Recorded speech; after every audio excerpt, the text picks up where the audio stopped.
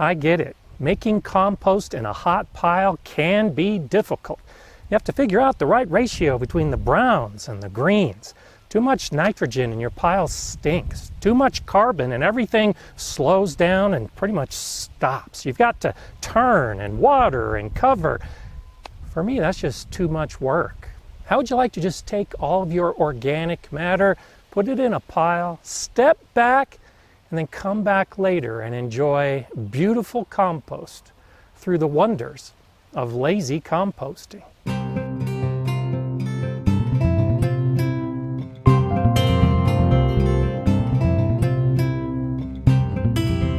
Hi, I'm Gardener Scott, and I like making my own compost, but I don't like working hard at it. I think every gardener should have a compost pile, but I recognize that many gardeners don't because they think it's too complicated or too much work.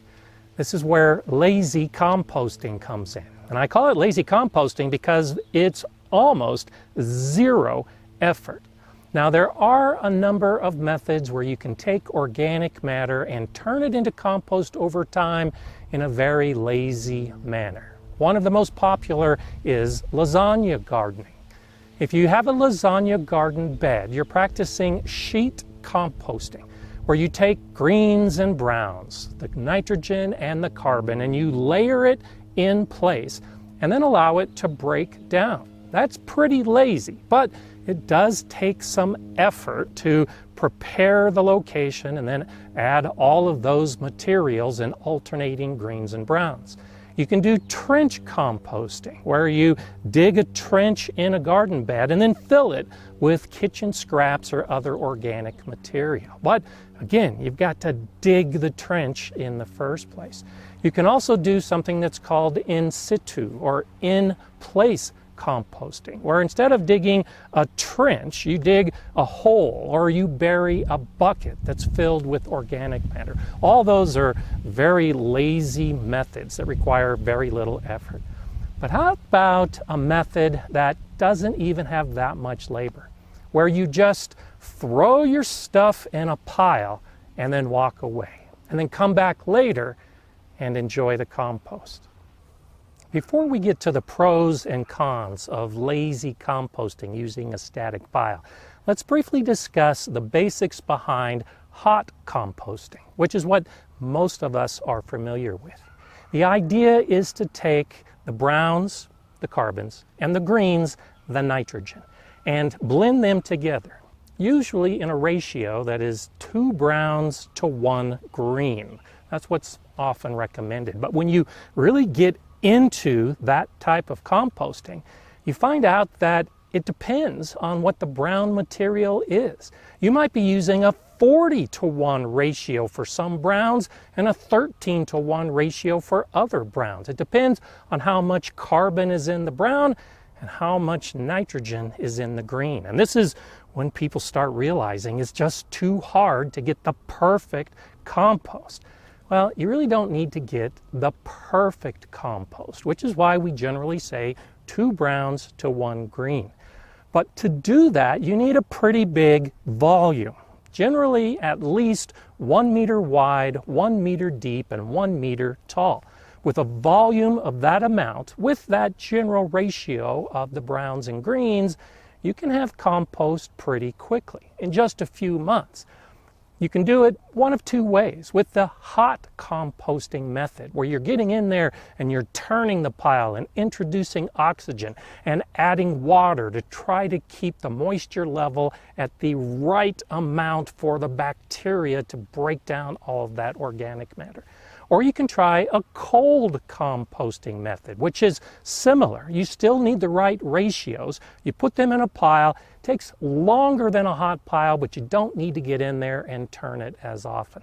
But you still need that initial volume. You still need a lot of material to fill your compost bin. And that raises a primary reason why I practice lazy composting instead of hot composting. I just don't have enough organic matter in the right ratios to start a pile all at once. And that's really the best way to do it if you're going to do hot composting. This is just my second full season in this garden. So until very recently, I just haven't had that many plants to generate the organic matter needed to build a big pile. As I get more material, sure, I'll probably shift to hot composting. But right now, my approach in this pile is to just add it when I have it. If I have some kitchen scraps, I just pour it into the pile. A couple days later, maybe a week later, if I have more kitchen scraps, I throw it in the pile. If I do some pruning, I might take those cuttings and add it to the pile. If I happen to have a bag of lawn clippings, I'll add it to the pile. At the end of the season, I might have some crushed leaves. I add it to the pile. It builds up over a period of time, which also means that the general way that this pile breaks down is different than in a hot composting system. In a hot compost pile, it's all about the bacteria. And there are different types of bacteria that operate at different temperatures. I have another video that explains the science behind composting, and I'll give you a link to that at the end of this one. In that video, I discuss how there are 3 basic types of bacteria. And as they begin decomposing the organic matter, they generate heat. With more heat, a different type of bacteria moves in, until you get to the point where you've got thermophilic bacteria. They operate in about 135 to 160 degrees Fahrenheit. That's very hot. At that point, you've got to turn the pile and give them all of the oxygen and moisture that they need, because they're consuming all of your organic matter voraciously. And that's why you can get compost so quickly in a hot pile. But in a pile like this with lazy composting, the temperatures never get that high. So the bacteria that do the decomposing are essentially the lazy bacteria. They take their time with it. Also, other organisms begin moving in. If you've got a pile that's 160 degrees, you're not going to have earthworms or beetles or roly-polies or any of the other insects that help break down organic matter.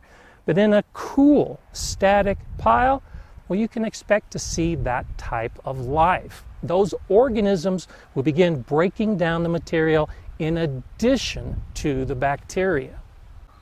The big difference between these different methods of composting is the time it takes to get your compost. With a hot pile, with those voracious bacteria, you'll have completely finished compost in just a couple months. But with lazy composting, a static pile like this that I regularly add to, it can take a year, maybe 18 months, maybe 2 years, depending on how much material is added to the pile.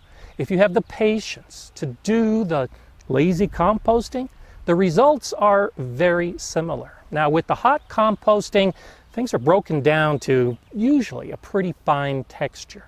With the lazy composting, the texture really isn't that fine. It tends to be a bigger, chunkier compost. So when I compost this way, this is the kind of stuff that I use often as a mulch on top of the surface. Sure, I can amend the soil and work it in, but I think it works great as a chunky mulch on top that's filled with nutrients to build the soil from above. With the hot compost, well, because it's so fine, it doesn't work as well as a mulch. So it's best as a soil amendment to work into your beds or to use in a potting soil blend. So I have this pile and I'm going to harvest some of the compost today to show you exactly what the results are. I started this pile about 18 months ago and the level has stayed relatively consistent. As I add more material, it will break down the material at the very bottom. It does compact a little bit with the snow and the rain and all the extra material I add to it, but that's typical of a hot pile as well. Because I only add material to the top of the pile as I have it, the top pretty much looks the same all the time as the level begins to sink. If I pull aside some of this recent material, we'll be able to see what's happening inside the pile. And so as I get down a little bit, I can see some of the leaves and some of the grass that I put in place a few weeks ago. It's starting to break down. As I dig deeper in the pile, I start getting to other material. Here's part of a pumpkin that I put in. As I get further, you can see that the material is really breaking down pretty well. Because I'm not turning this pile, I'm not introducing oxygen into the middle of it. So as I clear this away, it's pretty noticeable that it does have a bad smell. That's because the anaerobic bacteria are primarily involved with the decomposition of this pile. Along with the anaerobic bacteria and the insects, the material's breaking down, as opposed to a hot compost pile where it's exclusively aerobic bacteria that's really making the big difference. So let's go ahead and move aside the front and see what's happening at the very bottom. And right off the bat, I see some of the organisms that are responsible for the decomposition. Roly-polies eat decaying matter. And so all those little roly-polies are helping to break down the material. The decomposition is happening mostly in the middle, so the outside of the pile is going to stay pretty dry unless you can keep it moist all the time. But as I dig down, I can see the different layers of different material I've added. And at the very base, I have mostly decomposed organic matter. Like I said, it's kind of chunky.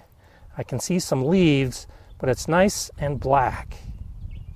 And I'm expecting, as I get closer to the middle of the pile, it won't be this chunky. The outside does take longer to break down.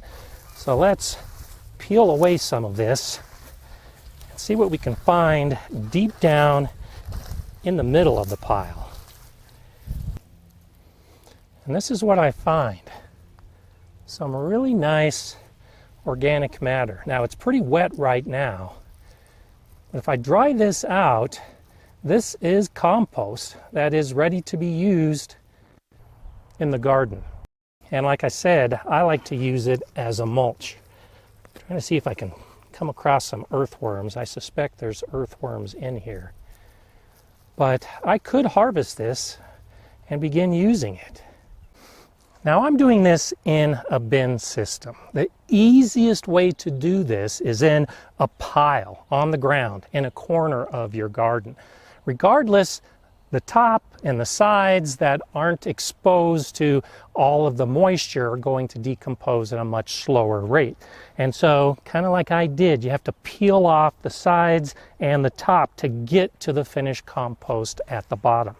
I can do a couple of things now. I can go ahead and turn all of this together and turn it into a hot pile very quickly. Or I can come in and just take off some of these top layers, throw them into my second bin,